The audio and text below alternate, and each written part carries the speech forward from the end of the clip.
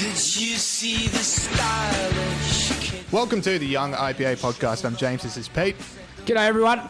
It is the 4th of August and this is episode 179. Big show coming up. We are going to be talking to longtime friend of the show and longtime friend of 5 favourite books for the people that have been enjoying that podcast, and there have been a lot of you.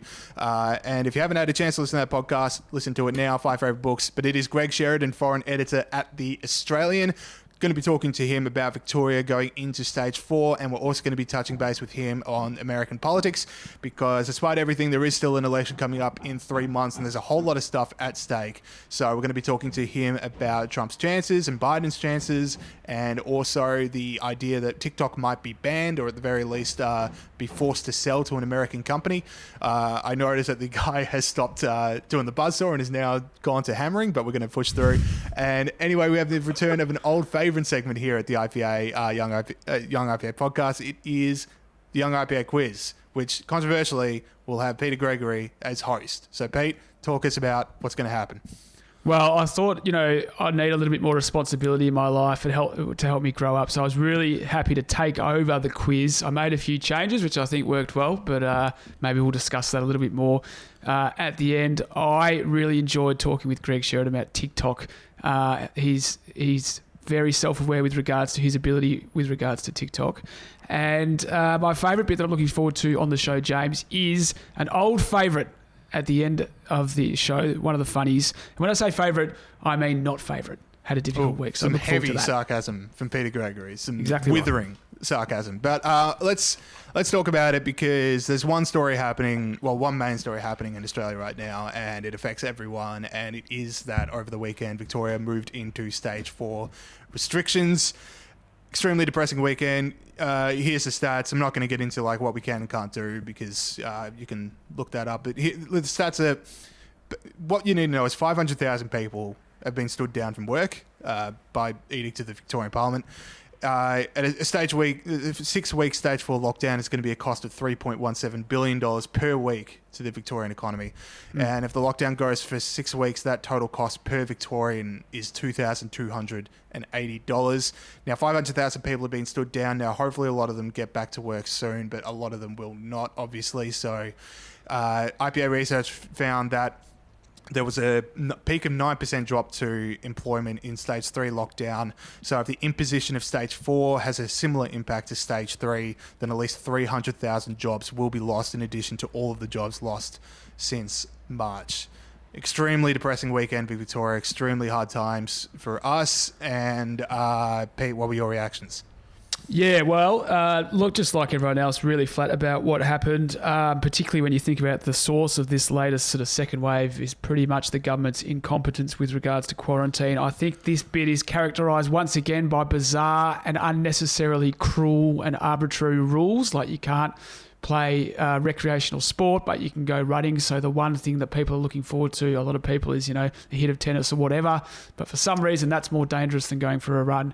So that just makes people's lives a little bit more difficult. When you're in a massive lockdown, a little small thing like that makes a difference. And if anything, just pushes more people onto the running tracks, which seems to be counterintuitive to me. I think the curfew is insane. There's no reason for there to be a curfew between 8 p.m. and 5 a.m. It just the way I see it, just pushes more people into the shopping centres. But the main thing for me is there's no detail about what the end game is. We're not being told if we're going for an elimination strategy or a suppression strategy. What numbers do we have to be at before we'll go down in the restrictions? If the numbers are the same in 6 weeks, will we stay like this? If the numbers are the same in 2 years, will we still be doing this? No one's telling us. Why is that so difficult for you guys to tell us what's happening? I get that, at the start there was a lot going on, but we've been involved in this for 5 or 6 months now. I think the people deserve a bit of an exit plan. So, those would be my 2 major points, James. Well, part of the problem here is the lack of scrutiny, because Parliament still isn't sitting, nor has it sat since March, and there's no measures currently in place to have a democratic mandate over any of these decisions. This is what happens when we've declared a state of disaster, which is different to a state of emergency. the Emergency Services Minister can basically override any act of Parliament that they see fit right now, and police can enter home without a warrant just to make sure that people are complying with COVID. That should concern anyone. Anyone that believes in liberty and believes in democracy, that is extremely concerning, because that'd be concerning in any time. But right now, this is the most important couple of months stretch in Victoria's history, certainly in peacetime, and Parliament's not even sitting to debate it. Stage 4 got passed. When Stage 4 got passed in New Zealand, that was debated. Here it was just enforced. And it's just beyond comprehension that some decisions which will have not just effects right now, but effects for decades to come, did not get debated. Yeah, exactly right. And it's such a small group of people, and it's a small group of people who have a massive, massive amount of power, and it's the group of people that have made a huge amount of unbelievable mistakes with regards to this pandemic. They're the ones making these decisions, as you say, and it's ridiculous that we don't have Parliament sitting in light of the technology we have. We talked about that a couple of weeks ago. In light of the technology we have, and the federal Parliament should be sitting as well. So, no, you're completely right about that. The other thing is, we keep hearing about how we're all in this together. That is just absolutely not true. The people in the private sector, particularly hospitality and tourism, are clearly getting smashed more than people in the public sector. Public sector people got a pay rise the other day. So, we're not in this together. And of course, it's really impacting young people as well compared to other groups in society. I do want to give a quick shout out to the regions. A lot of these regions are massive areas, parts of Victoria, as big as small European countries that have under 10 or even 0 cases. So the fact that their restrictions have been increased is just so unfair. And it's just another one of these arbitrary, cruel things which really impact people's lives that don't really appear to be backed up by much, logic.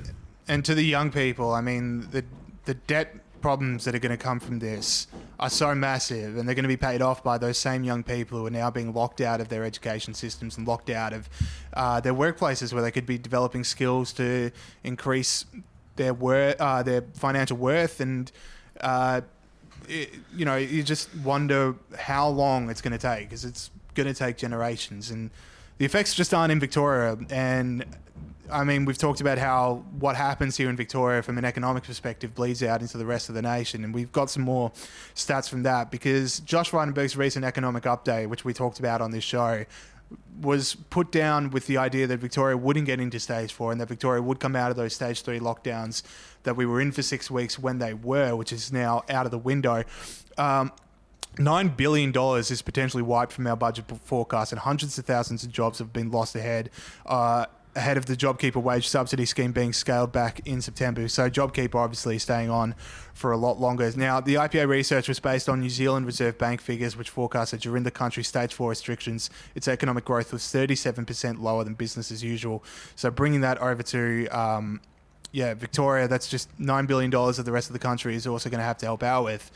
The way our construction's set up, if one state goes down, the rest of the states do have to pitch in to help it out. So the idea that like all these other states that have handled coronavirus well and things are basically back to normal in many places. I know the Darwin Cup went ahead yesterday, which, just to see people at the races having fun and being with each other, I was like, oh, that's what normal is supposed to look like. But it's everyone's problem now. It's not just Victoria's.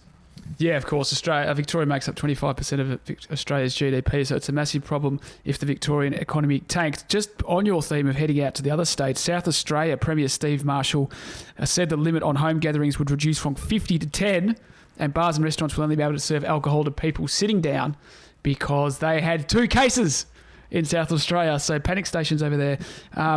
And they are looking at limiting crowds at Adelaide Oval to 10,000, but a final decision has not been made on that yet. I'm not sure the Crows will be drawing 10,000 at the moment anyway, but... Well, Power will be.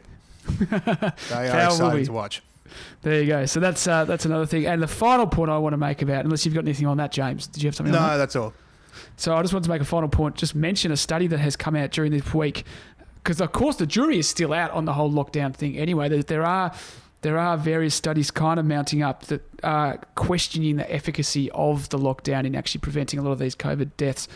Obviously, that's in its early stages at the moment, and I think as the years go by, we will know if a lot of these measures actually worked. A study from Christian Bjornskov, and I've almost certainly mispronounced his name, from Aarhus University in Denmark, did a study called Did Lockdown Work? An Economist's Cross-Country Comparison, and he compared weekly mortality rates from 24 European countries and found no clear association between lockdown policies and mortality development. Now, I should point out that hasn't been peer-reviewed or published yet. It's in its draft phases, and it doesn't mean that the lockdown didn't work necessarily. It just means that the impact isn't detectable for this particular research. But anyway, the point is, and there's other studies I could go through as well.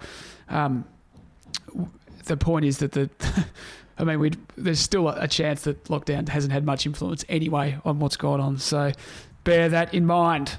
All right. Did you have anything more for that, James? Well, I was just going to say the World Health Organization yesterday warned that there might never be a perfect coronavirus vaccine. So you really have to ask, is this how how long can we live like this? How long are things going to continue down this path? Because if this stretches out for months and years ahead, is this our reaction every time that there's 700 cases? Yeah, I mean, that's what I reckon. I want to know what they're thinking. This is it forever if this never stops, or yeah. All right, we'll move on to another story. So whether or not TikTok was going to get banned was a huge issue for every single teenager in the US and here in Australia for a number of weeks. Trump was not a fan, and deservedly so. That is an organization that sends way too much of your data to the Chinese Communist Party. So it was the idea of whether or not it should be banned. Now, we talked with Senator James Patterson and we talked with Greg Sheridan later in the show, because my perspective is that you should be able to download on your phone whatever app you damn well please, and the government should be able to tell you which ones you can and cannot do as long as it's not providing harm to others. But then the obvious one of the Chinese Communist Party is clearly lying to people about how much of their data TikTok I've got into the Peter Gregory. You've fried my brain calling it TikTok so tricky. much. The TikTok, how much data TikTok is mining from you, that maybe there isn't a freedom of association because you genuinely don't know what you're getting into. Now, that seems to be where the Trump administration has landed on, because instead of banning TikTok, they're basically negotiating a sale to an American company, and it's looking like Microsoft are going to get it, where the US government is just facilitating a purchase, which in itself is kind of concerning, because I don't love the idea of the government getting involved in business at the best of times, and certainly on matters like this. And I did love that Donald Trump's answer was that there's basically a finder's fee. He said that the deal would only include a substantial amount of money to the US Treasury. Just just give Trump a few bucks for sorting this out for us, which I like. As just perfect Donald Trump businessman, and if he sees a bit of money lying around, he's going to find a way to get his hands on it. But yeah, it as long as people can still have an app on their phone and that app isn't feeding data through to the Chinese Communist Party, in my head, we're getting the best of both worlds, even if I don't absolutely love the process. Yeah, I think, I'm obviously with you on the freedom of association thing, but if the CCP is using it to spy on people and steal their data, then absolutely the government's perfectly within its rights to take action. And I prefer them, rather than outright banning it, facilitating the sale to Microsoft. I don't like the idea that they get the finder's fee that you talked about. That's not how it works. But I think, look, the thing that Trump doesn't like about TikTok is surely that he gets roasted on it constantly. It's one of the social media things that he just has no, what's the word? Influence on. Is that right? Would you say that's... I don't do much TikTok, as you can probably tell. Well, it's certainly got influence among people that aren't legally allowed to vote in teenagers. So, Look, I am never going to be someone that puts something past Donald Trump, but the idea that he's negotiating a gigantic sale or potentially a ban of an app because it gets roasted by Sarah Cooper might be a stretch for me. I don't know. But I think that's part of it. I think the thing about TikTok, we had Vines, right? Vines is TikTok. I never had Vines, but yes, I know you did love a Vine. Vines are better than TikTok. Yeah. It's exactly the same format, unless I'm mistaken. But TikTok, for whatever reason, is just this dancing stuff. But Vines were hilarious. What changed? I don't quite know the political point you're making. Are you saying that there's no political point? It's not about the Chinese Communist Party. The I'm saying is not good enough. It's just like Vines. I remember Vines. If you Google Vine compilations, it's hilarious. It's not. Just you don't Vine need to after do Vine. it. do it. Don't listen to Bob. No, and watch TikTok's High just like these weird kids, like, all that stuff. Yeah, which is anyway. what I'd say about Vines. But anyway, that's extraordinary defense. I think I like that. I like people going like, it's too much data to the Chinese Communist Party. Freedom Association, Pete, bring back Vine. Yeah, like, it's more a side point. But, it can't be forgotten that TikTok is ultimately a crap product, is what I'm saying. Yes, I'd agree with that. Now, Pete, you saw something, speaking of the Chinese Communist Party, something came out of the University of New South Wales this week. Yeah, exactly right. Just more CCP. The University of New South Wales got caught deleting social media posts from the University of New South Wales.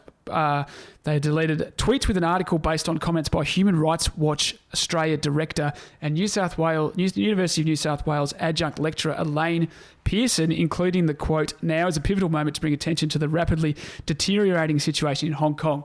Now, what happened was this got caught by what is called the Global Times, which is a state-run newspaper in China, and what would have just been a tweet that not many people noticed, heaps and heaps of people in China noticed, and they inundated the University of New South Wales emails and Twitter account with complaints saying it was offensive, etc., etc., etc. And as a result, the University of New South Wales took the tweets down. So there you go, a state-run media institution in China can have a crack at an Australian university and influence what they talk about, which of course has terrible ramifications for freedom of speech and academic freedom in Australia. James Patterson said it was craven behaviour by the University of New South Wales. Tim Wilson also said it was a problem. What do you think, James? I think this, just like Peter Reid showed last week, the idea that Australian universities are committed to the truth. Australian universities should be committed to the idea of pursuing truth and academic inquiry, right? Last week we had Peter Reid gets silenced by the federal court because the university fired him because he wasn't being collegiate over the idea of Great Barrier Reef, right? Not as to whether or not he was right, but the idea was whether he was being collegiate. And now the University of New South Wales is silencing one of their professors, or at least taking down the article so it can't be as widely read, because they're criticising a foreign government. Now, here's the thing. It is a very important moment for freedom in Hong Kong. That is as true a statement as you can get, but apparently it's too on the nose for the University of New South Wales, which, by the way, the first word in that is university. It's disgraceful. Yeah, it's based fully on the economic model. So 16,000 students make up a quarter of their student body. So they are literally making an economic calculation that we need to keep these people coming to the university because the view is that, this negative, negative backlash in China will impact people coming. But I don't understand how these organisations can't turn a dime. Like, every kid in Australia wants to go to university. They get billions of dollars of government funding. Why is it that they have to effectively toe the line of the Chinese Communist Party to stay viable? It's a governance issue. Like, why aren't you viable? Anyway, you're exactly right. It is terrible that they can have an influence. And of course, we found out about this tweet. What about all the things that aren't being written, all the things that aren't being researched, all the events that aren't happening, that happen but because of stuff like this? Other universities see this and then go, let's not bother. So yeah, it's a real problem. Yeah, so very concerning. Now, speaking of Peter Reid, a lot of people would have seen that the fight for freedom of speech and academic freedom is not over in this case. Peter Reid will be appealing in the High Court. He launched a GoFundMe last week to raise money to fight JCU in the High Court about it.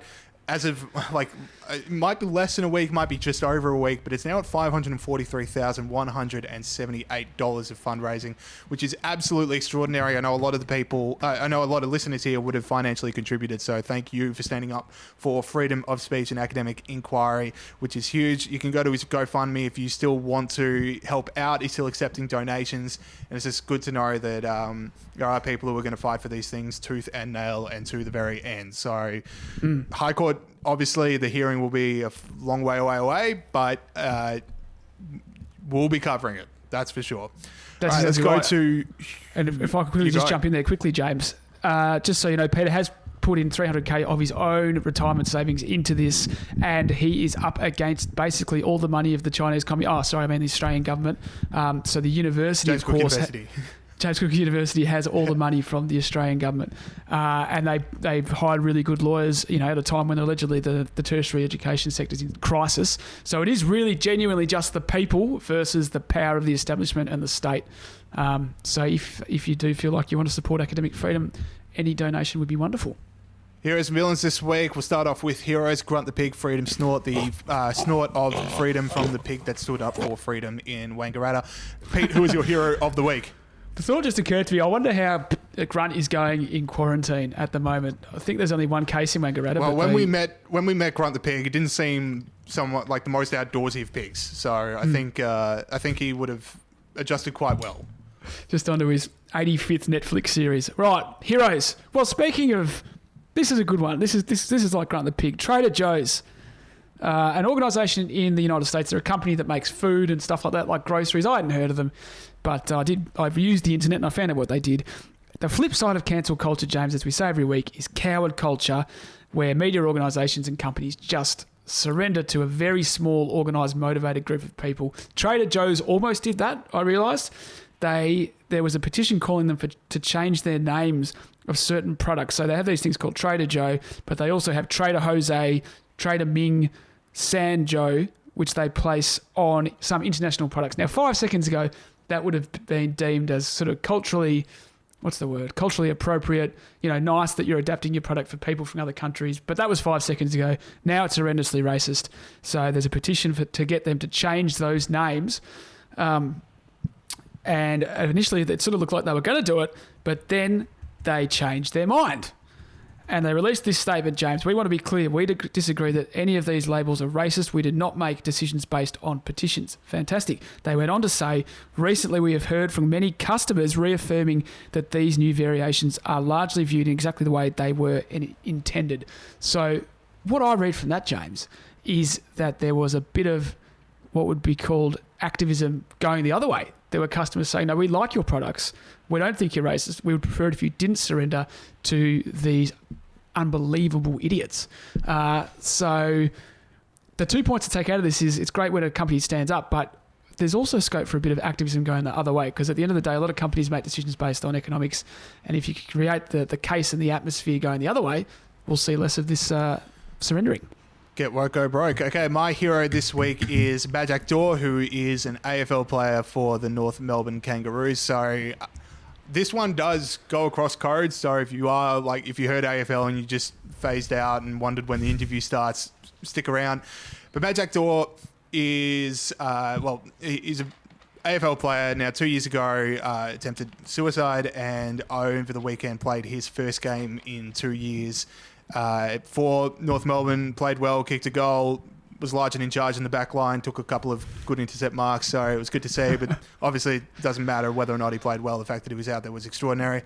And it's just a really good story to have at this time. I mean, a whole lot of people are learning about their own resilience, and that's the number one thing we're talking about as a country, being resilient, being aware of your own mental health and reaching out for people if you do need help. And so for someone to go to the very depths of mental health problems and then to not only come back to a life, but to come back and perform sport at the highest level that you can. Incredible. An incredible story, and he's just a testament to himself and obviously someone that we can take a lot of inspiration from. So, Majak Daw this week. Pete, talk to us about villains. All right. Really great to see Majak Daw back on track. It was a really heartwarming story. Villains. Now we know villains. Here is the Extinction Rebellion fake nudie run. Roll the tape. Mitchie. As Extinction Rebellion protests enter their 6th day. Okay, there you see it. That's the fake nudie run. So the award for villainy, anti-freedom goes to people because it reminds me of the fake nudie run by Extinction Rebellion last year. Seems like a more innocent time, the fake nudie run. Anyway, James, who is your villain this week?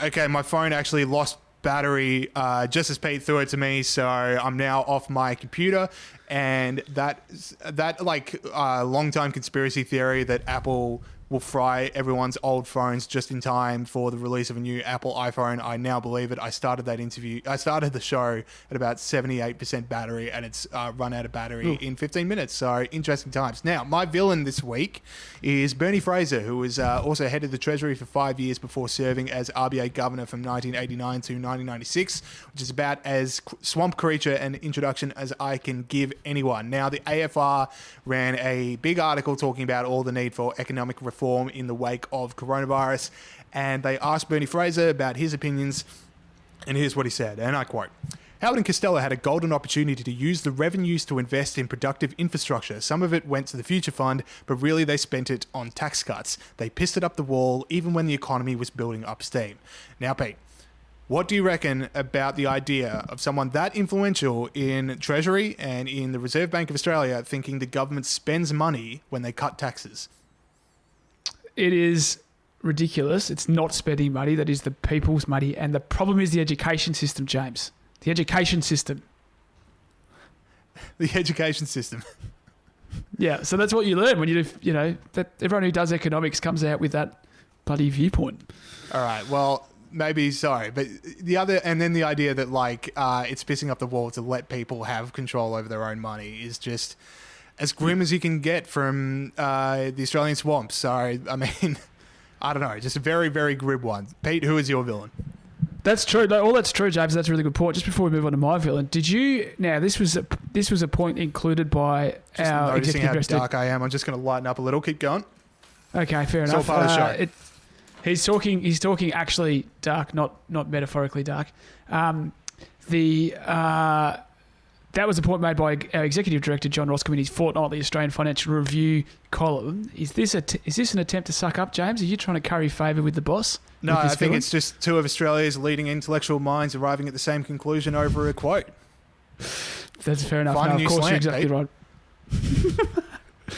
Fair enough. All right. Now, my villain.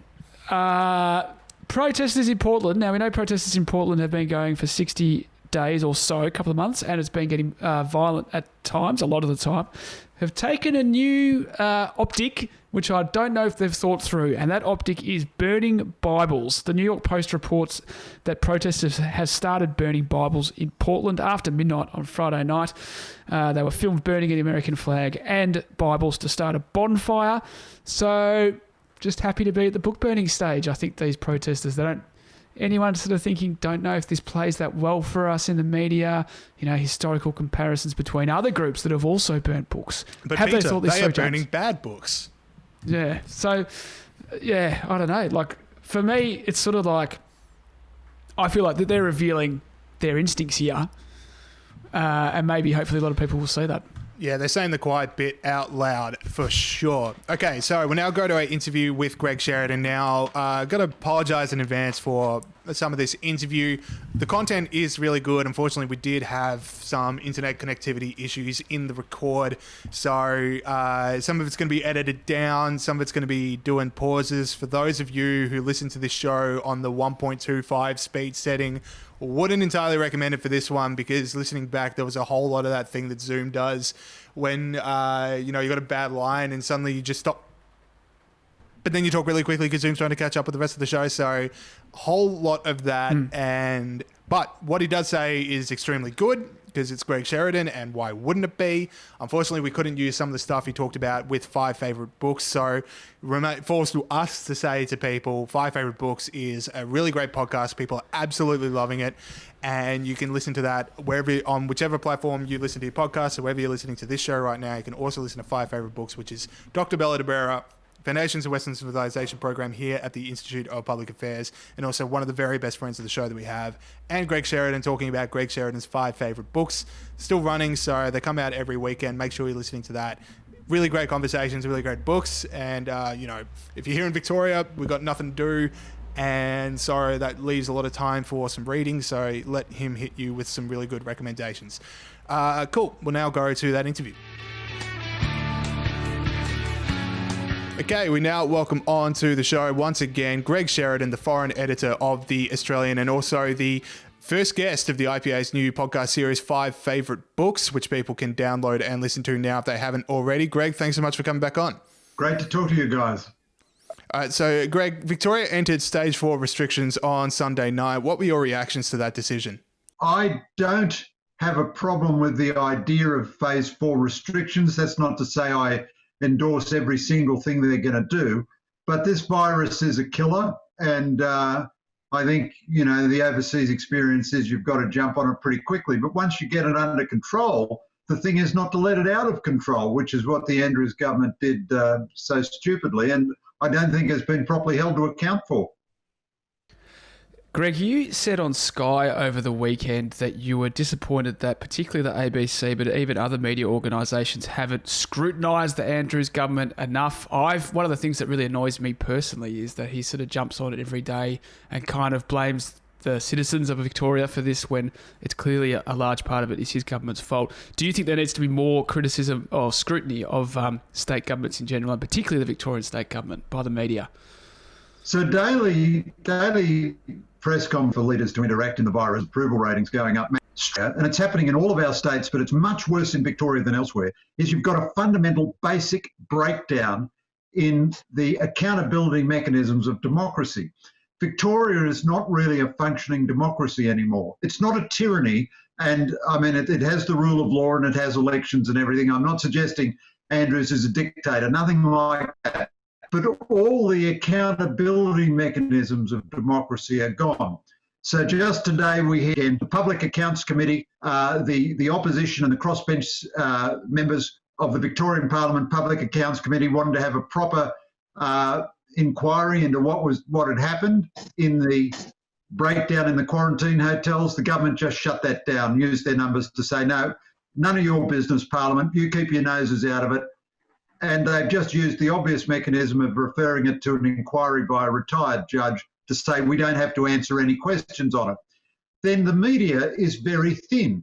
The state political gallery is less populated than it's ever been in the history of state politics. I think the ABC has produced a colossal failure here. The ABC's raison d'etre is that it can do things which commercial media doesn't have to do. Yet it abolished all of its state-based current affairs programs. You know, the 7:30 report every night used to be a state-based program with a federal element, you know, so there'd be a national politics element, but the program was based in each state. The ABC now doesn't have any state-based current affairs TV. No media, no ABC media, no scrutiny. You've got a couple of kids in the state press gallery who do a fantastic job. God bless them. They're the heroes of Victorian democracy, but wildly under-resourced. The traditional state-based newspapers, the Herald Sun, the Age and so on, and a national newspaper like the Australian, all do a good job, but they've never been more leanly staffed than they are now. So the whole idea of a state government being accountable, having its policies scrutinised, the citizens being informed of what their government has done and what the consequences are. The negative freedom is tyranny, but the positive freedom of any proper scrutiny and accountability has disappeared. And I think that's a very bad structural position for Australia to be in. I think that scrutiny is also missing, obviously, because Parliament isn't sitting. And that, to me, is doubly extraordinary. I mean, New Zealand debated stage 4 restrictions in Parliament. UK were able to do it over Zoom. And I think it's incredible that the government says, for every other industry, find a way to work from home. And we're still awaiting Daniel Andrews to talk today about what essential businesses are going to be forced to work from home or shut down. But the idea that every other business can work from home except Parliament, I think that's an absolutely extraordinary one. I don't really have a question other than to say, are you annoyed as I am about that? Yeah, I couldn't agree with you more, James. But I'd go further than you. I think parliaments should have been sitting in person. You can do it with proper social distancing. Parliament is an essential industry. You don't shut down a hospital. You don't shut down a fire brigade because of COVID. So Parliament has to sit, in my opinion, for democracy to function. But of course you can do it with members 2 metres apart. Maybe they only each have one staff member come in. You can use masks. You can use hand sanitisers. You only have a certain number of people in the chamber. It should not be beyond the wit to work out a way that members could vote on divisions from within their offices or something. I think it suits governments not to have Parliament sitting. And, you know, I have some sympathy with federal Labor's criticism of the federal government. that the National Parliament should be to say, well, every incumbent government in the world thinks you don't really need Parliament, but citizens do really need Parliament. Policy and government are better when they're scrutinised, when their ideas are, examined and debated. All right, so moving on from the lockdown, Greg, you also know a lot about American politics. We know the American election is coming very quickly now. Donald Trump is way behind in the polls, but he was also behind in the polls in 2016. Is he going to win or is he going to lose? There's a question. Well, look, I made such a bad prediction last time that I am really, I may be quite stupid, but I'm just smart enough to learn not to do the same dumb thing twice in a row. So I'm going to courageously sit on the fence. But I honestly do believe that the result is unpredictable. I do think the odds favour Biden heavily, very heavily. Trump was behind in 2016, but he's much further behind now. Now, the COVID-19 virus has virtually taken all those away from him. He can't have his mass rallies. He draws tremendous energy from them. They are a means of strategic communication. Also, he's a much more effective campaigner out of office than he is in office. He's an attack politician. He's not a defence politician. The virus, on the other hand, has been incredibly kind to Joe Biden. Biden is a very weak candidate. Every sentence that comes out of Biden's mouth starts from a recognisable place, but derails halfway along the road and becomes just a spectacular train wreck. You tremble with trepidation when Joe begins a sentence. He tells you 150 million people have been killed in gun violence in the US, which is half the whole population, or he tells you Lebanon, and Hezbollah, of course, now rules Lebanon. But he hasn't been subject to any of that scrutiny because he has a free pass to hide in his basement. And then I'd also handled COVID-19 very on most people's minds at the moment, whereas 4 or 5 months ago, you could say, well, he's produced a magnificent economy, and that will be the main thing on people's minds. Having said all that, Trump still could win. He is very dynamic. He's behind by about 8% according to the poll consensus. If he's behind by, he can win, as he's popular vote by 3 million, but lost the Electoral College. It's within striking distance, but he's got to turn the dynamic around. His voters will be more motivated than Biden's voters. Biden is very strong in demographics that don't tend to vote, young people and African Americans. Trump is very strong with demographics that do tend to vote, older people. So there are a lot of reasons, Biden's got to pick a vice presidential candidate who will bring some negatives as well as positives. And eventually Biden will have to come out and debate Trump. Although you'd think you'd need more than just 3 occasions when Biden is subject to scrutiny. So for all of that, I think Trump's a shot. A piece of commentary I heard from Ben Shapiro when he was on the Joe Rogan podcast was that Donald Trump's really good at making you not want to vote for the other person, but he's terrible at giving you reasons to vote for him. And I think that kind of is what he's running up against now, which in 2016, because he's not in charge, he can really launch the attacks. But now that he's the incumbent, he sort of has to convince people to vote for him a bit more than just vote against the other guy. Yeah, I think that's right, James. And I think he went with the and Trump in our nomination. A normal Republican probably would have run away from that fight. Trump fought the fight and won. Kavanaugh is a great judge, and it was very important that the principle of guilt by accusation not be surrendered to. He had the economy in great shape. Unemployment was, 3.5%? Black unemployment was the lowest level it had been in the history of records. He had a bigger defence budget than any Democrat could possibly have had. He was a pro-business president. So there was a pretty strong case for Trump before the virus. With the virus, that economic narrative, I believe Trump has handled the virus poorly, not disastrously, but poorly. At the same time, the virus has taken the economic narrative away. Now, Trump still needs to make the debate, I'm better at reviving the economy than Biden is.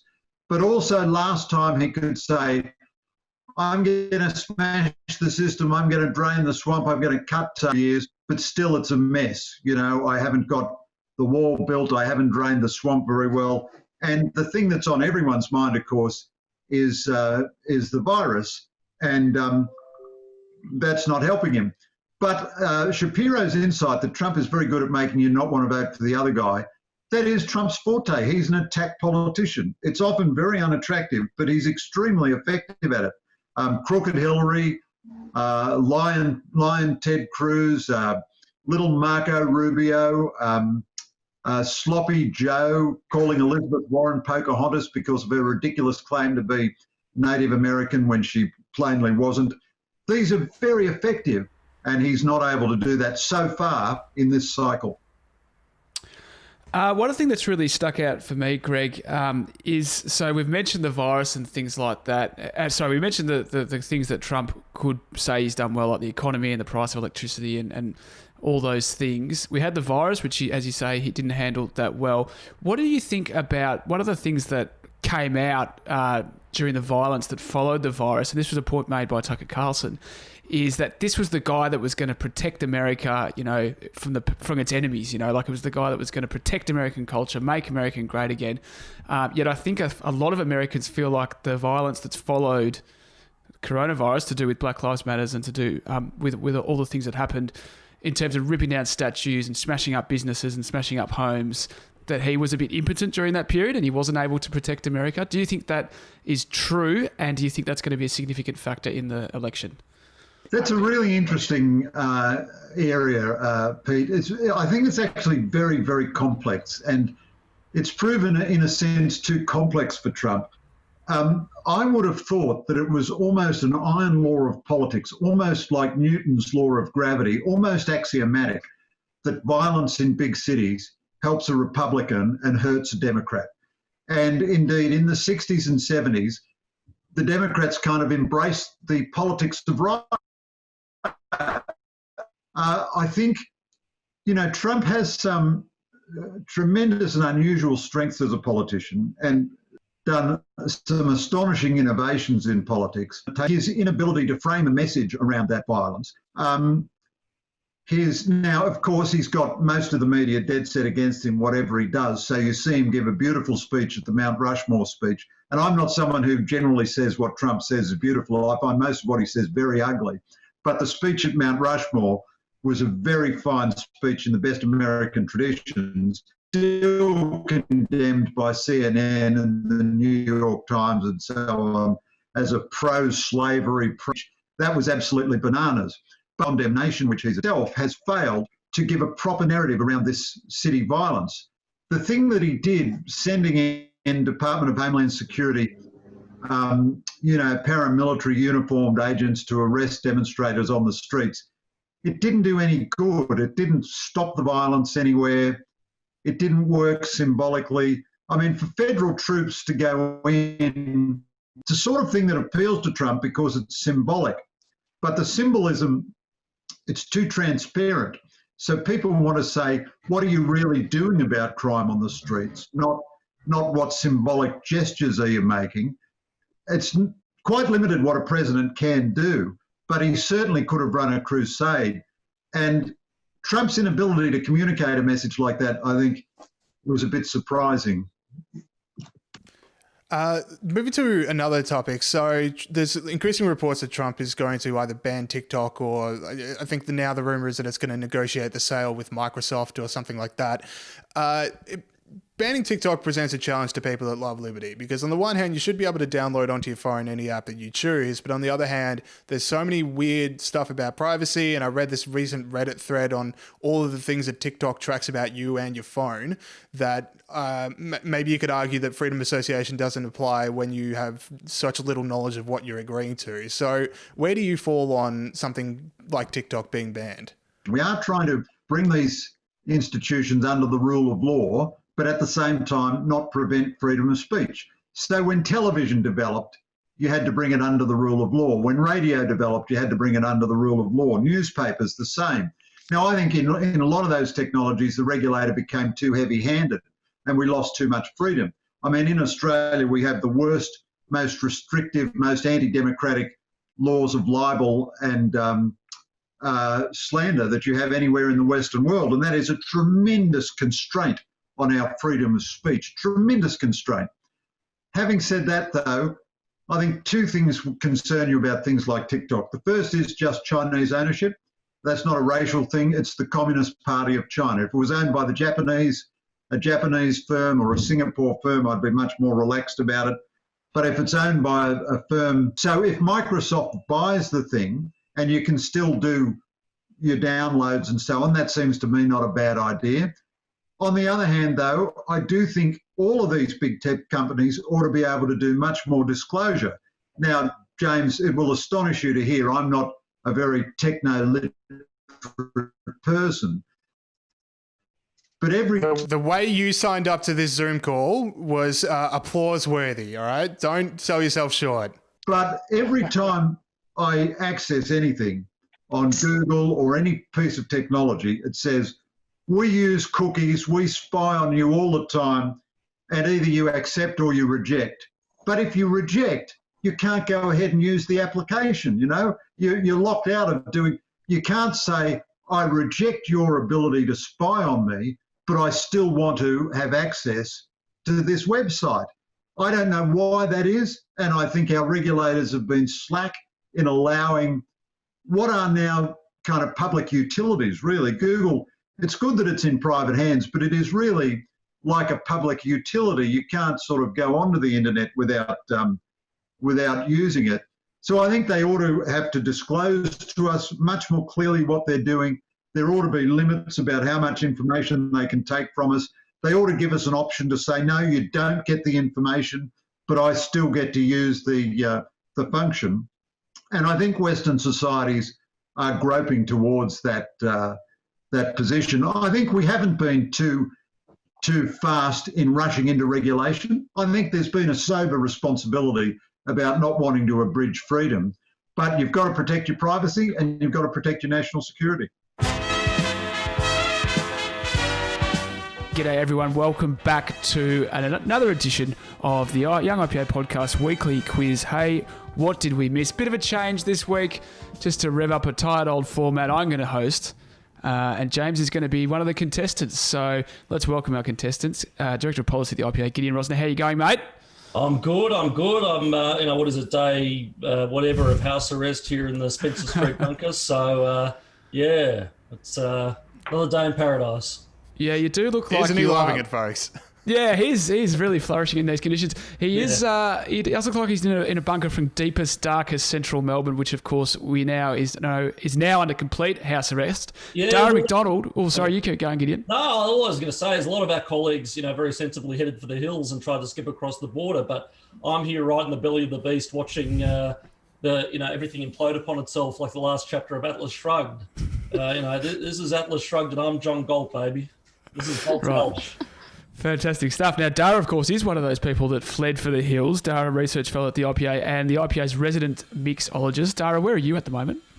I'm in northern New South Wales, so I'm a fugitive from Victoria, and I've headed up to my folks' place, which is on the New South Wales-Queensland border.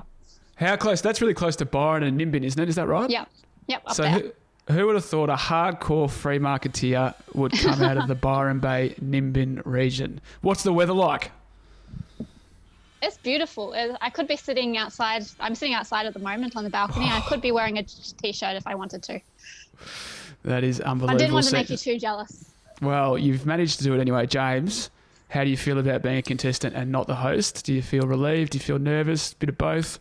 I feel like an abdicated king, just with all the relaxation that comes with the lack of responsibility, yet knowing my legacy is secured because no one's ever going to come close to how good I was at it. I've got a few questions for Dara, actually. And the questions without notice, so I apologise, Dara. But, Dara, what's outside like? What's outside like?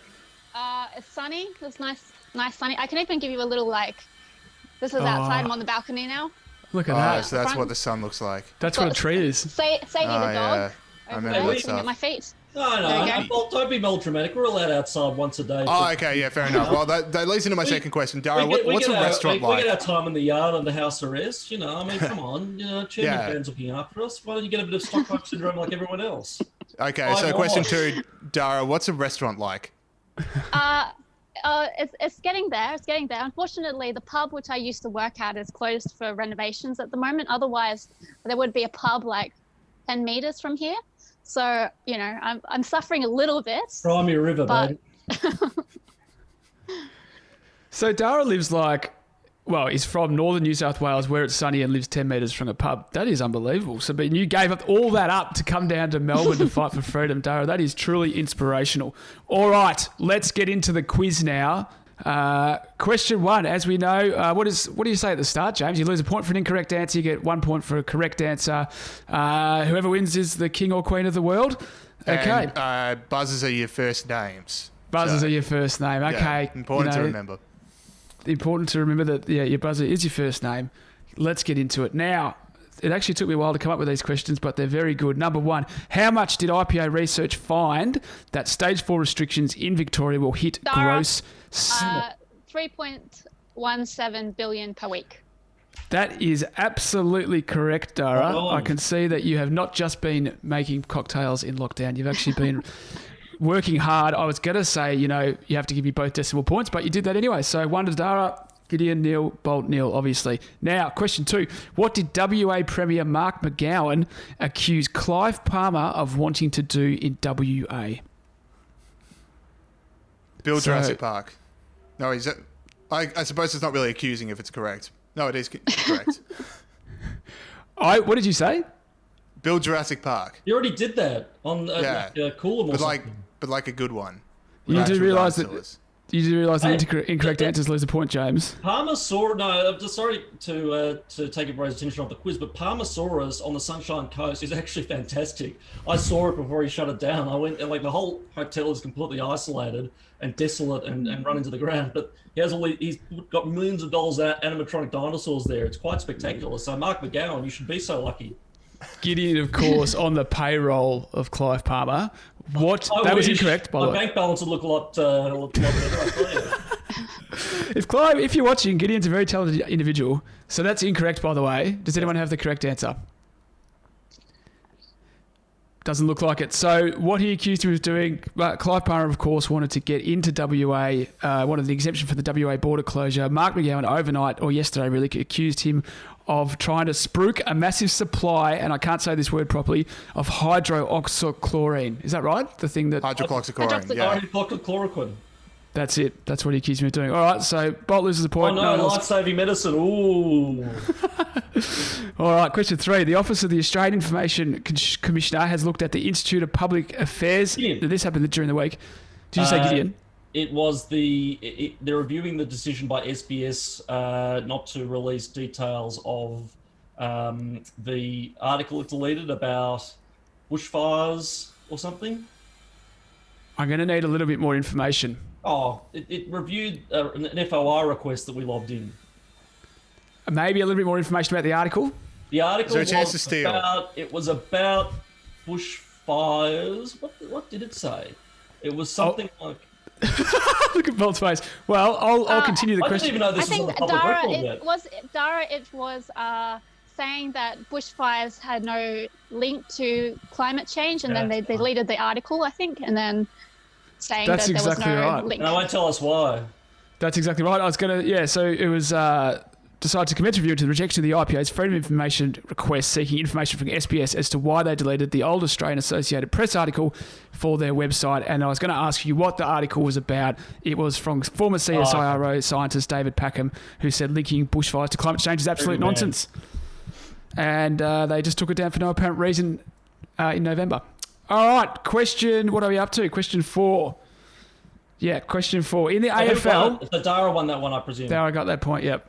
I got that point. I set them up, shoot it down. I'd share it with you, all things considered, because you jogged my memory, but, apparently that's not how it works. So winner take all in this game. Gideon jumped in early. It's not like a primary school athletics carnival, though. They keep... Everyone gets a participation trophy. Participation ribbon here. All right. In the AFL, Magpies coach Nathan Buckley was fined for breaking AFL quarantine and playing tennis. Who did he play tennis with? Alicia Mollek. I'm going to need a little bit more information, James. One thing that annoyed me when you were doing the quiz was that you would continue the question after people jumped in. I would not be doing that.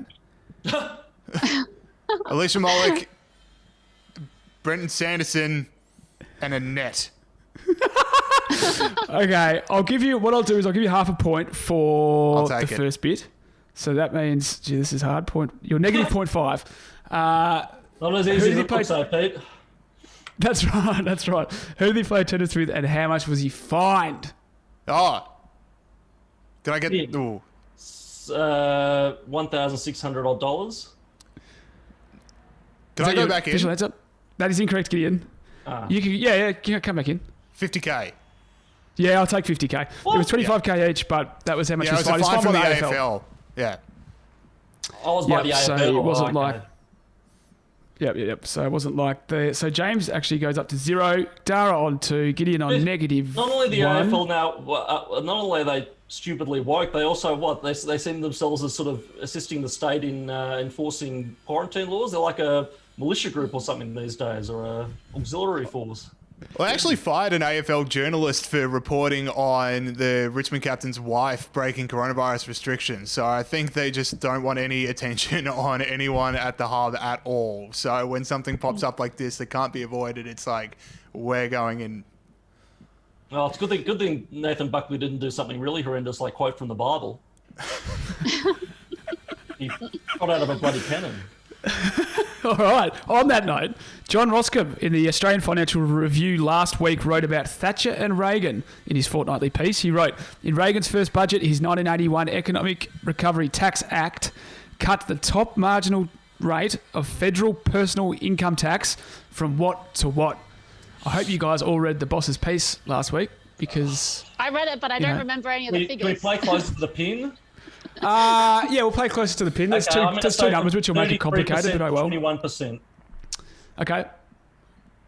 That was exactly my guess. That's annoying. It would be easier for me if you just made it your guess as well. That's okay. Gideon, 33 to 21. Yep. I'll go 34 to 22. Okay, Dara. The old park. Very cheap. 50 something, 50 to 30. I don't know. Dara is closest to the pin. In Reagan's first budget, his 1981 Economic Recovery Tax Act cut the top marginal tax rate, federal personal income tax, from 70 to 50, which is incredible in my view. 70. 70 to 50, yeah. My word. That's a spicy meatball. All right, Dara gets the Anthony point. Albanese any ideas? He'll be doing the opposite. All right, now this one is, I'm sure, close to many of your hearts. Which micronation announced its dissolution? Gideon. Hutt River Province. And it's a Gideon disgrace. first. It was the Hutt River Province, so Gideon gets a point. They're Goes up to running a 0. refugee program. Why would they be rejoining Australia now of all time? One of the more bizarre decisions ever. If there's any time to cede off and be your own country, it is right now and set your own borders. Like, why not rejoin during the Howard years or something? But now, there goes that escape hatch. I was going to be, the new chief propaganda officer for the Hutt River Province, but I was going to be town crier, just walk around the bell. Yeah, I've always thought that's my natural calling in life. Just walk around the bell and just say, hear ye, hear ye. Presumably, they can also say that they're the one province in Australia that is 100% coronavirus free. So, besides which, Bolt, that job exists. It's called being policy director of the IPA. Yeah. Well, you don't have a bell yet, all right? I only respect a town crier with a bell. A lot of people putting themselves in the shop window for other employers today. I'm not sure what's going on here. Okay, question 7. Hang on, did I give anyone a point for that? Yeah, I gave Gideon a point. Did I already give you a point? This is harder than it looks, Bolt. Maybe, I don't know. It's like, whose line is it anyway now? That's right. Question 7. Australian rugby player Israel Folau was once again the centre of controversy. He did not stand for Black Lives Matter. Are you sure about that? He didn't. It's the opposite. Israel Folau. Well, no, he didn't take a knee for Black Lives Matter. He stood up for the anthem. I'm going to give you the point because you got there in the end, but only because I'm a good bloke. Yes, he didn't take the knee. I'm going to be king of the good blokes. It was my show of mercy that kept him. That was a 2-point swing on my interjection. And you with the whole, are you sure about that? Come on, Pete. Be objective. Yeah. No, he knew it was. I took stand as a figure of speech, so I'm happy to give Gideon the point for that. He copped criticism from Peter Fitzsimmons, nothing like a white guy telling a black guy what he should, or a person of colour what he should be doing about racism. So that was question 7. All right, Gideon 2, Dara 3, Bolt 0. Still all on the table. We're up to the Who Am I? A couple less questions this week, new model. Who am I? So What's been this new model, Pete? it's just less questions. I just streamlined. It's a streamlined model. Oh, there we go. Interesting. So who am I? You've all said it before. I'll ask a question. You get 5 points. 4 points, 3 points, 2 points, 1 point. There's a bonus point at the end of this one, so there's even more chance of anyone still winning this. As I said, James on 0, Dara on 3, Gideon on 2. Okay, I died on August 3, which was on Monday, in 2008, so fairly recently. August 3, 2008 for 5 points. You lose 1 point for an incorrect answer. 2003, you say? 2008? 2008. 2008. I might have said both of those dates, but it was 2008. No, it was 2008, eh? What happened? Anyone in got anything? No. No. I don't know either. GFC happened in 2008. Oh, Same yeah, as you cool. asked. Oh, was it Our Future? Yeah, it was. 5 Yeah, points. the semblance of a free market system in the American economy. Yep. Okay. Oh, 5 points. Huge. Okay, I fought in the Red Army in World War II and was awarded the Order of the Red Star in 1944 for 4 points. Gideon. So, yeah, Gideon. Was it Boris Yeltsin? It was not Boris Yeltsin. Oh, Boris You Yeltsin. go I'm a back. big Boris Not bad. fan. Bring him back somehow. What do you like about Boris, Gideon? Oh, that he was What's not to like? he was better than Putin, and he was a drunk. I mean, what else do you need? yeah. Some And electrifying actually- YouTube videos. And actually, one of my favourite stories about communism is Boris Yeltsin when he went to the US on some sort of junket, and he saw all the usual stuff and all the diplomatic stuff, and then he snuck out, presumably to buy a bottle of vodka, and he went to an American supermarket. And going to an ordinary supermarket, he saw the piles of food that were available to ordinary Americans, and realised then that communism had been a terrible mistake. It's actually one of my favourite stories of all time. The power of the humble supermarket and something we take for granted. Well, actually, not anymore. If you go down to Yeah, we are not taking supermarkets for Correct. granted. Well, yeah, we should tell you something. Shop while you can. Okay, number 3. I was sentenced to... Don't do that. I was sentenced to 8 years. No, yeah, I reckon do it. Don't trust the state. I was sentenced to 8 years in a labour camp and internal exile for criticising Stalin in a Dara. private... Dara. Dara, you're my first. Gulag Archipelago, Alexander Solzhenitsyn. That's it. Dara gets it. She was already in Nice. front, but now she's right in front. She's got 6, so she doesn't need the bonus point. But I'm Forgot going to my own ask name. her... That's extraordinary. I was going to ask it for her anyway. So, yeah, criticised Stalin, won the Nobel Prize for Literature in 1970, wrote the Gulag Archipelago, and one day in the life of Ivan Denisovich. Bonus point for spelling it. Dara, the name. Russian spelling? I don't know Cyrillic, so. Just the English will do I on thought we this had the occasion. best and brightest of the IPA, but clearly No, not. no, clearly not. No, you're a Russian Cyrillic? Really? No. No, I don't know. No, I don't. So, SOL. Oh, you're going for the surname first. That's all right. Okay. Google it, anyone playing at home. Thank you very much for the quiz, guys. Dara is the winner once again. Let's go Well on done, to the next Dara. It was segment. a sensational performance. All right, that was Peter Gregory's first job hosting the quiz, and you did very good, Pete. I got to say, Thanks, mate. I'm your friend. I reckon you did very well. Now, how do you reckon you went? Let's openly talk about this. I reckon I went well. It is more difficult than you imagine when you don't... adding up the points. And just thinking about it now, it's hard when people answer early before you've read out the whole question and they give you half an answer and you don't know how you... how to play through that. So I guess what I'm saying is I've been a little bit too harsh on you over the years. Well, but I do like the changes I made as well. this is an incredible moment. It is an incredible moment. This is a watershed and breakthrough. Did notice something in the quiz seemed a bit short. Yeah. Maybe 2 questions short. Well, that's right. I made a conscious decision at the beginning of the quiz making process that 10 questions was too many, and that actually I reckon 8 was enough. And I don't think we don't need 10 questions. So I was really pleased with my streamlining reform. What are your thoughts? What do you think about that, James? Just thought it was interesting. Just thought it was interesting. All right. Yeah. So it's just I'm like watching the footy last night. I'm like, where do you get questions from? I was like, oh no. It takes a while. No, yeah. But I don't want to get into the weeds of how we make this program, but this week was an especially difficult week to find stuff. Yeah, you want to find some happy, go-lucky stuff for the quiz. Now, let's fly through the last two stories we're going to talk about. And this is cause for celebration. Obviously, pretty tough week here in Victoria, pretty tough show, just from like pretty grim stuff we're talking about. But this is cause for celebration. Yeah. COVIDsafe, the $2 million project. The stuff that was going to keep us all safe, the stuff that 5 million people downloaded, the stuff that has all the issues over whether or not it is safe to have everyone's data stored in the same place that also the key is stored. This international, what do you call it? This honeypot for criminals everywhere and for foreign governments, $2 million, COVIDsafe, all these things. It found 2 cases. Pop the champagne. Woo! I've got It's the first sample right cases. here. I've got the Galliano. We're going to be celebrating all night because COVIDsafe has found 2 cases. I believe Celebration is playing underneath us right now. Pete, how happy are you?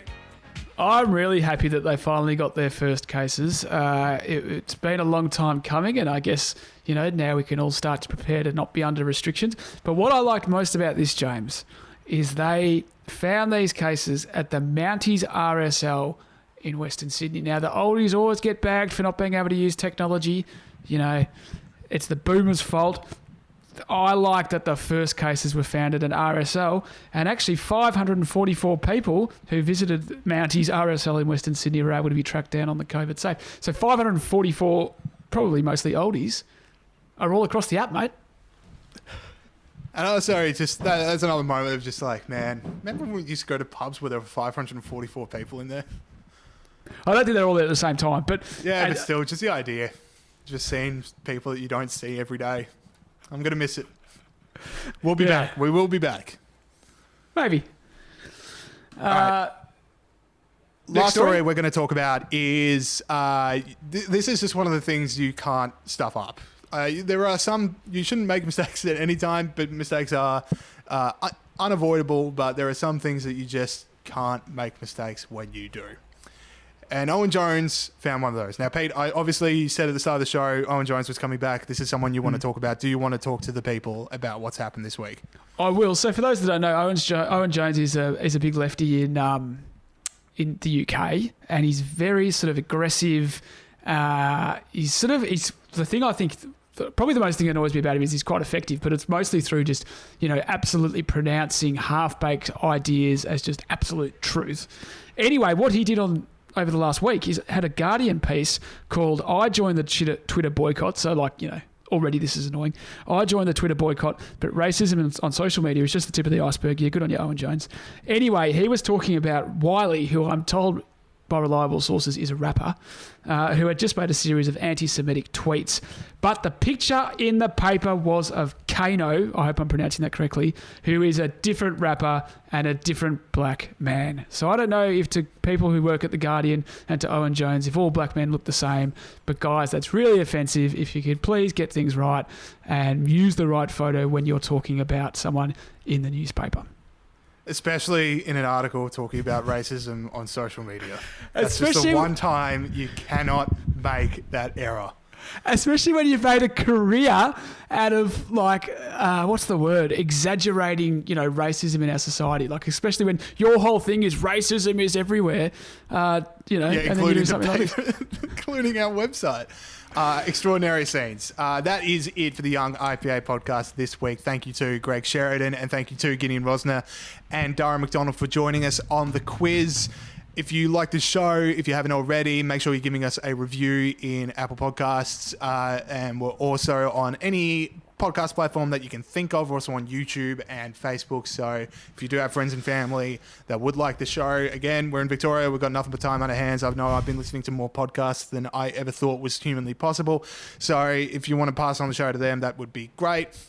Listen to the other podcasts that we've got here at the IPA as well. We've obviously got Looking Forward every Wednesday. We also have 5 favourite books coming out and Australia's Future while that's wrapped up. If you haven't had a chance to listen to the 3 episodes of John Roscombe and former Prime Minister Tony Abbott talking about the Australian way of life and how to protect it and nurture it through coronavirus, that is all available as well. And don't forget Moral Banter. Viral Banter, obviously, as well, with Generation Liberty. That's on every podcast platform and on the Generation Liberty Facebook page. And if you do want to get your reading list sorted, you can also go back in the archives and find the Great Books of Literature podcast with Tony Abbott, with John Roscombe and Andrew Bolt. And I'm also in some of them just as your producer extraordinaire. We'll see you guys next week. So up.